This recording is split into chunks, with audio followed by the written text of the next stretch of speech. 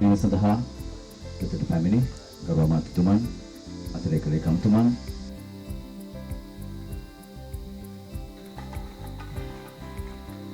දෙන්න උපී දරුවන්ට දෙනවා දවසේ දඹුල්ලේ උපම් ආබරේටම් කියන මේ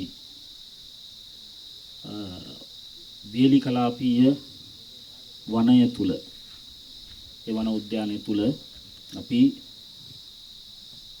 අන්තර්ජාතික ජෛව විවිධත්ව දිනය සැමරීම සඳහා තමයි මේ සම්බන්ධ වෙලා ඉන්නේ.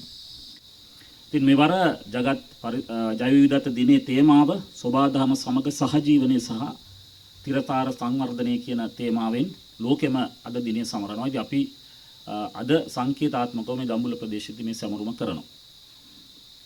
එතකොට දැන් අපි ජාතික ජන බලවේගයේ මේ ආණ්ඩුව යටතේත් අපේ රටේ මේ තියෙන ජෛව විවිධත්වය සම්බන්ධයෙන් විශේෂ අවධානයක් යොමු කරලා අපේ ප්‍රතිපත්ති ප්‍රකාශනය අපේ වැඩපිළිවෙලෙත් මේ සම්බන්ධයෙන් කරුණු අඩංගු වෙලා තියෙනවා, ක්‍රියාමාර්ග අඩංගු වෙලා තියෙනවා. ඉතින් අපි මෙරට පාලනය කරන්න පටන් අරගෙන ඒ සඳහා විශේෂ මැදිහත් වීමක් සහිතව ඒ අනතුරට මූල පාලා තියෙන ජෛව විවිධත්වයන් ගොඩනගන්න, ඒව ආරක්ෂා කරන්න අපි මැදිහත් වෙමින් ඉන්නේ.